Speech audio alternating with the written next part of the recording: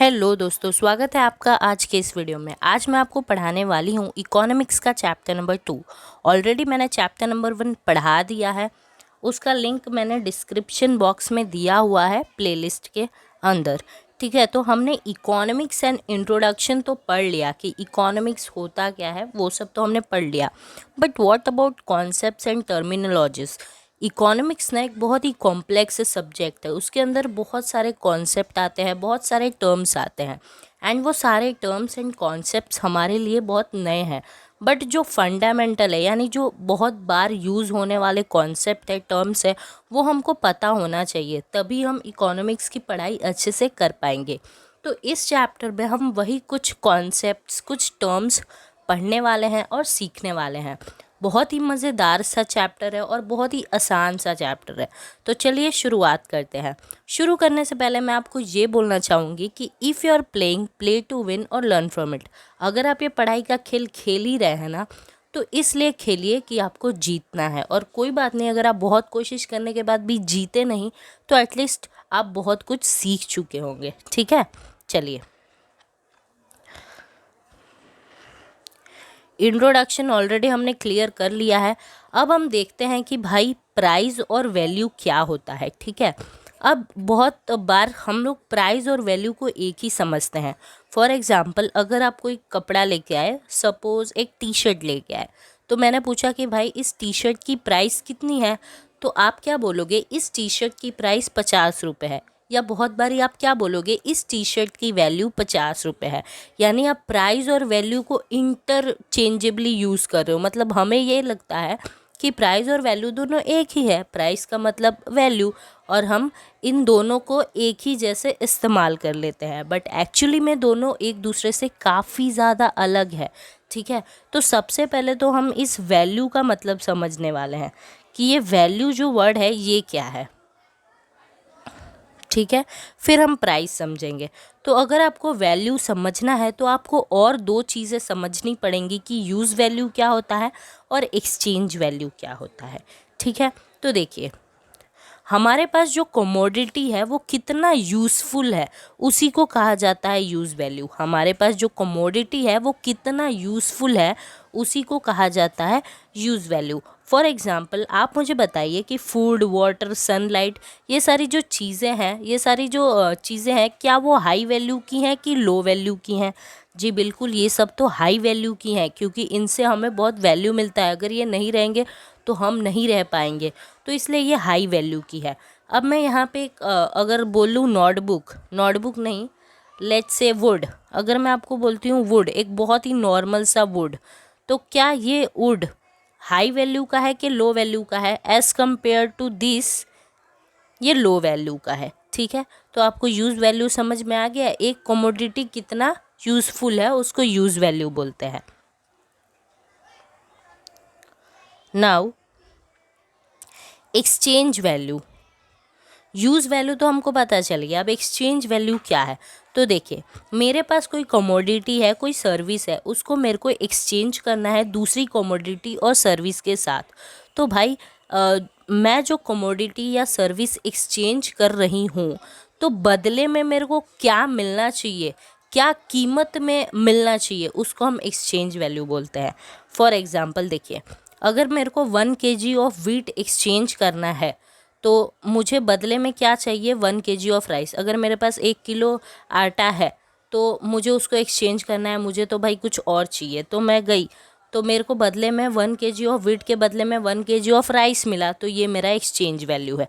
ठीक है, next example अगर मैं आपको दूँ, तो मेरे पास सपोज़ 2 पेंसिल है। ठीक है, 2 पेंसिल है और इसको एक्सचेंज करने पे मेरे को मिला एक पेन। मतलब मेरे पास 2 पेंसिल थी, मेरे एक फ्रेंड के पास एक पेन था, तो मैंने उसको अपनी 2 पेंसिल दी, तब जाके उसने मेरे को एक पेन दिया।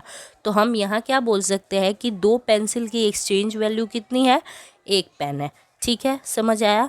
Very good. Now relationship between exchange value and use value. Exchange value और यूज़ वैल्यू में क्या रिलेशनशिप है? पहला देखिए, अगर कोई कमोडिटी बहुत ही हाई वैल्यू की है तो ज़रूरी नहीं है कि उसका एक्सचेंज वैल्यू भी बहुत ज़्यादा हाई होगा। जैसे कि एयर, वाटर, सनलाइट, ये सारी जो चीज़ें हैं ये बहुत हाई वैल्यू की है, लेकिन क्या हम इनके बदले में बहुत कुछ देते हैं क्या तब हमको ये मिलता है?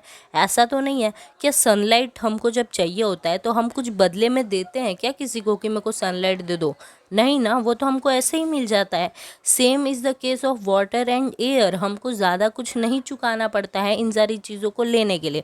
तो ऐसा ज़रूरी नहीं है कि जिस चीज़ की वैल्यू हाई है उसका एक्सचेंज वैल्यू भी हाई होगा, ऐसा ज़रूरी नहीं है।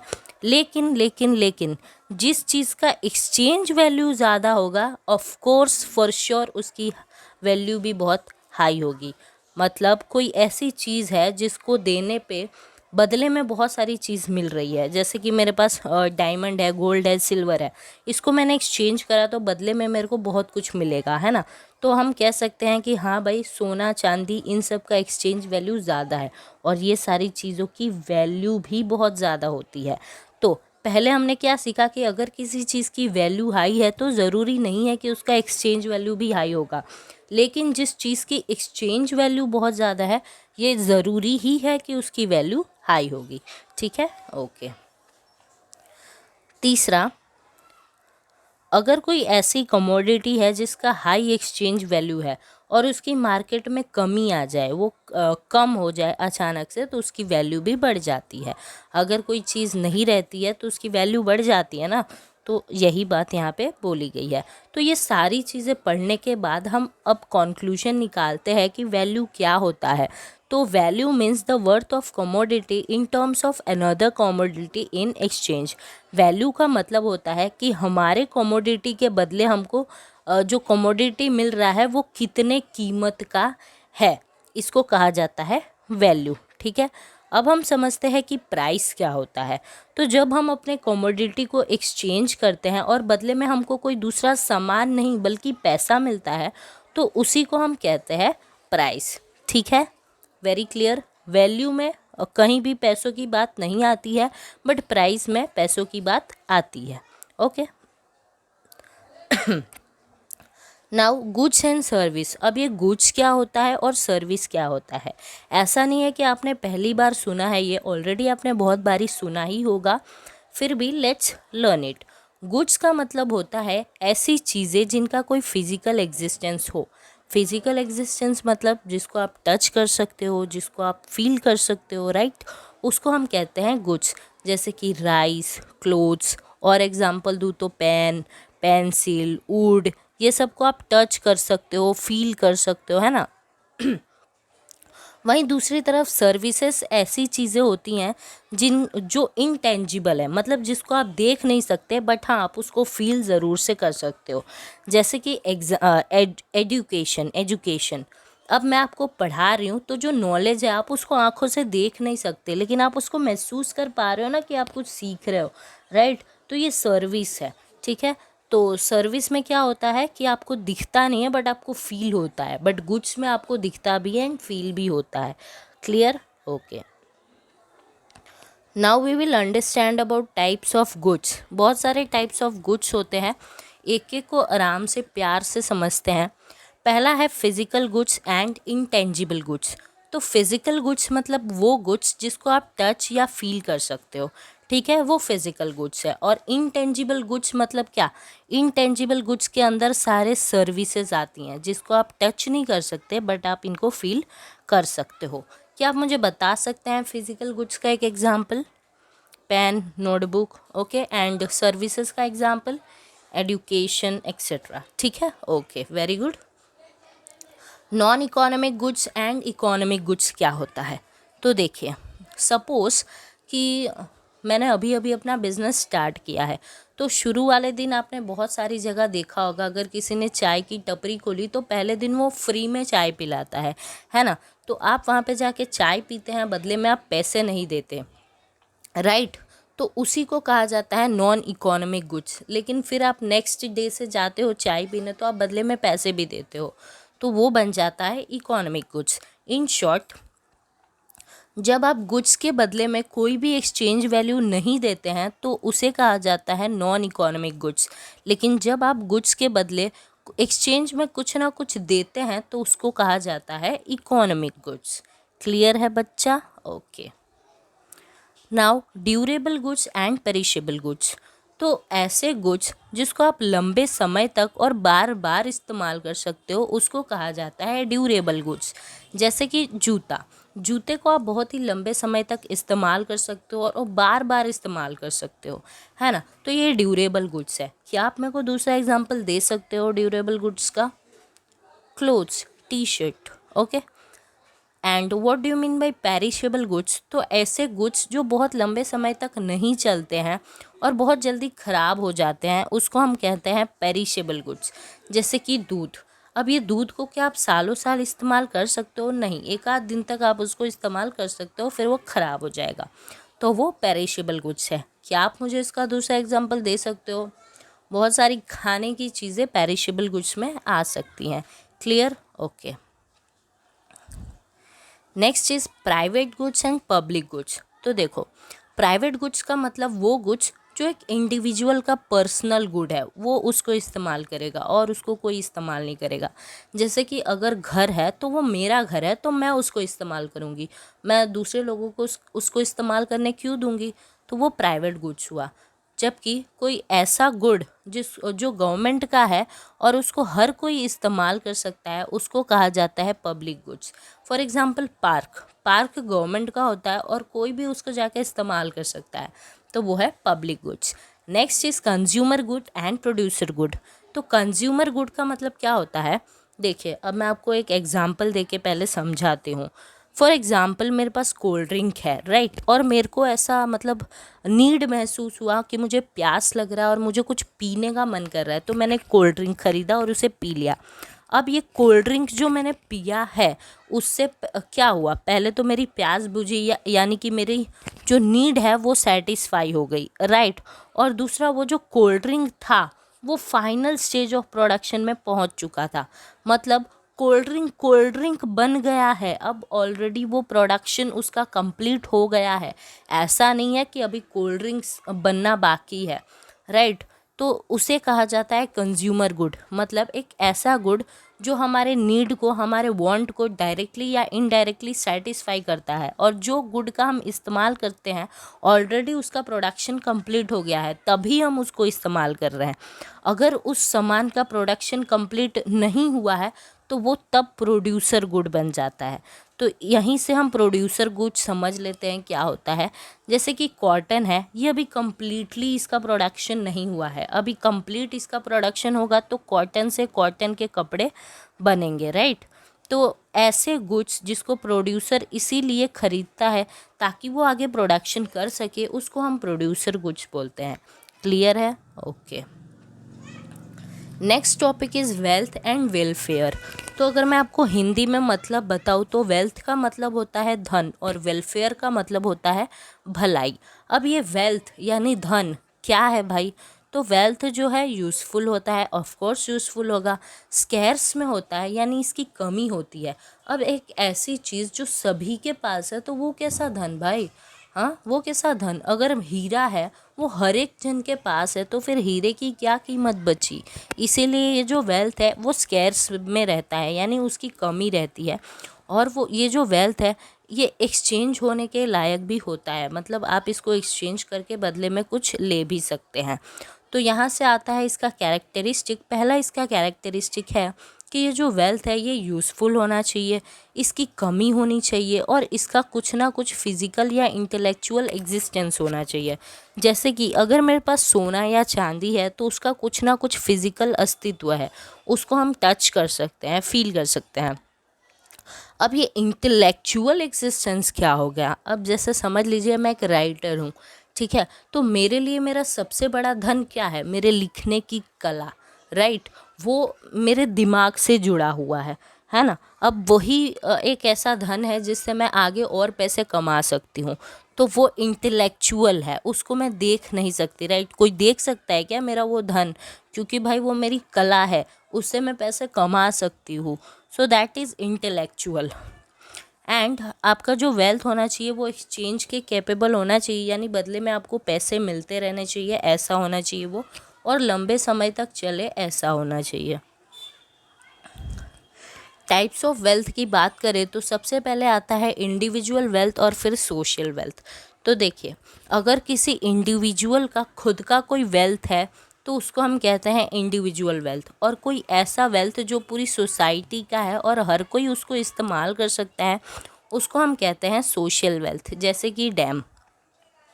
अब ये इंडिविजुअल वेल्थ में आप ले सकते हैं किसी की पर्सनल प्रॉपर्टी, वो उस इंसान का है, उसको सिर्फ वो इस्तेमाल करेगा। लेकिन पार्क या डैम, ये सारी जो चीज़ें हैं ये सबके इस्तेमाल करने के लिए होती हैं, तो ये सोशल वेल्थ है। ठीक है, clear, very good. Now national wealth and international wealth, तो ऐसा धन जो किसी एक देश का होता है वो उसको संभाल के रखते हैं और उसको इस्तेमाल करते हैं, वो नेशनल वेल्थ है। जबकि एक ऐसा वेल्थ जो हर एक देश का है, हर देश उसको इस्तेमाल करता है, उसको हम कहते हैं international wealth. Okay, now our next topic is welfare. Okay, तो वेलफेयर का हिंदी ऑलरेडी मैंने आपको बता दिया था। वेलफेयर का हिंदी होता है भलाई। तो अब इसका मतलब क्या है? तो जब हमारे लाइफ सिचुएशंस में इन्हेंसमेंट आता है, यानी कि अब हमारा जो लाइफ है वो बेटर हो रहा है, हमारी जो स्टैंडर्ड ऑफ लिविंग है वो सुधर रही है, हमारा टोटल इम्प्रूवमेंट हो रहा है, उसको हम कहते हैं वेलफेयर। वेलफेयर के भी 2 टाइप्स हैं, individual welfare and collective welfare. तो जब किसी एक अकेले इंसान का वेलफेयर होता है तो उसको हम कहते हैं इंडिविजुअल वेलफेयर। लेकिन जब सभी लोग का कलेक्टिवली वेलफेयर होता है तो उसको हम कहते हैं कलेक्टिव वेलफेयर। ठीक है, okay. Now the next topic is relationship between wealth and welfare. तो वेल्थ और वेलफेयर के बीच में क्या रिलेशन है?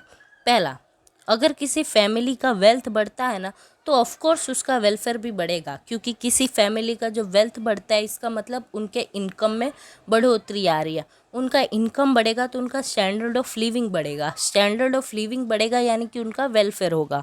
ठीक है, उसी तरह से जब किसी देश का वेल्थ बढ़ता है तब भी उसका वेलफेयर बढ़ता है। लेकिन लेकिन लेकिन हम तभी कहेंगे कि उस देश का वेलफेयर हो रहा है जब जो नेशनल इनकम उस देश से निकल के आ रहा है उसमें गरीबों का और अमीरों का दोनों का बराबर देन होना चाहिए। मतलब जैसे नेशनल इनकम किसी देश का 5,000 है तो ऐसा नहीं होना चाहिए कि भाई 4,000 तो अमीर लोग दे रहे हैं और सिर्फ 1,000 गरीबों की तरफ से आ रहा है। तब हम कहेंगे कि भाई देश का वेल्थ तो बढ़ा है लेकिन वेलफेयर नहीं बढ़ा।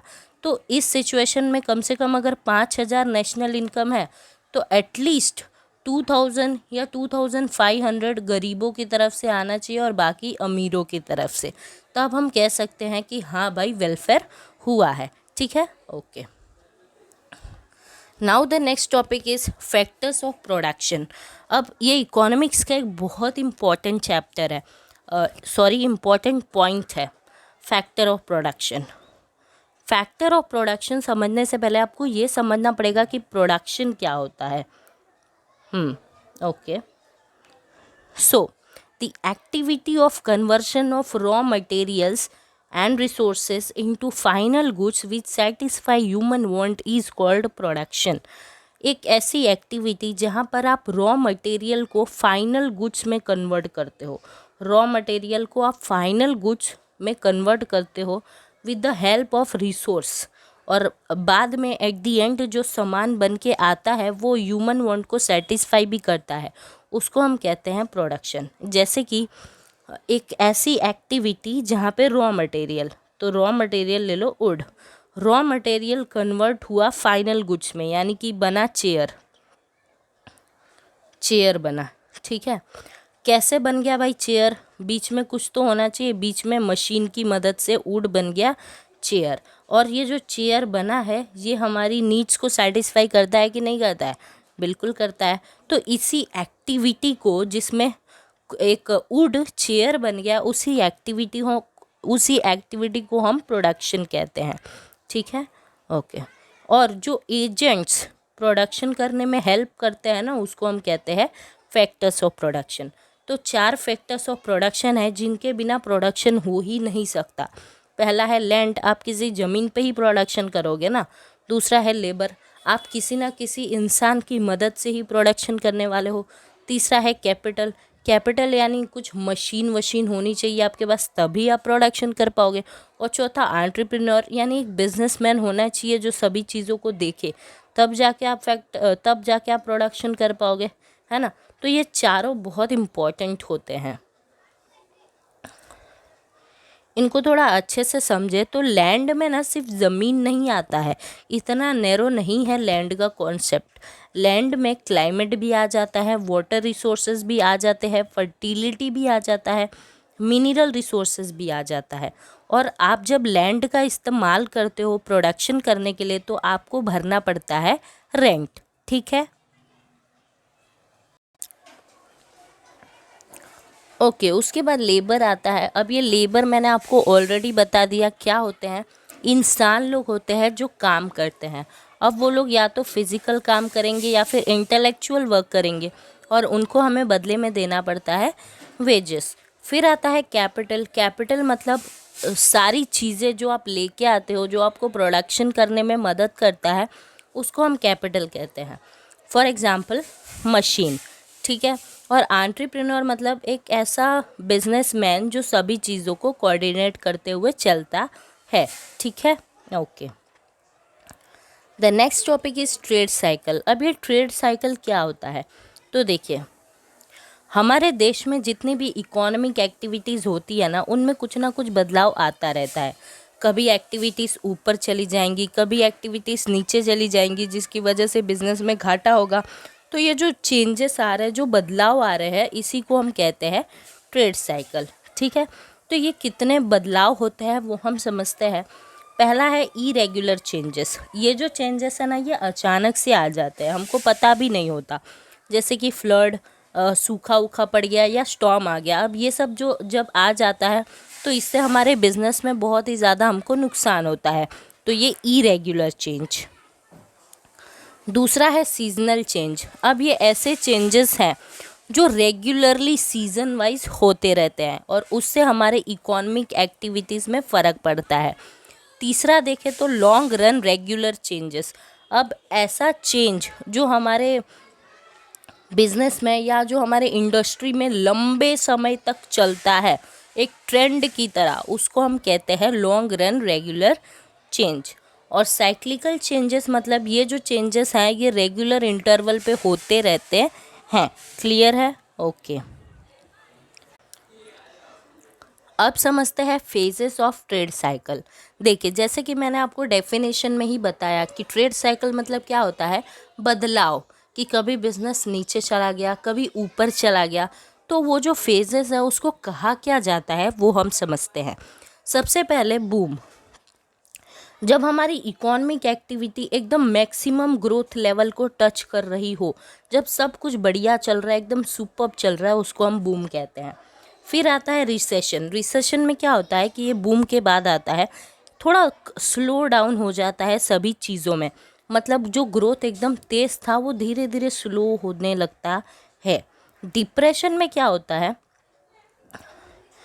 कि वो जो स्लो डाउन है ना वो कंटिन्यू होता ही रहता है। अब उससे आ जाता है depression. And finally after depression entrepreneurs, businessman अपना दिमाग लगा लगा के कैसे ना कैसे करके रिकवरी करते हैं, तो उसको कहा जाता है रिकवरी। तो आई होप आपको ये चैप्टर समझ आ गया होगा। मैंने आपको एक एक पॉइंट क्लियर किया है। If you liked the video make sure to like and subscribe the channel. उससे मेरा भी मोटिवेशन बढ़ता है कि मैं आपके लिए ऐसे ही फ्री में वीडियोस लाती रहूं। पढ़ते रहिए अच्छे से। Bye bye, take care.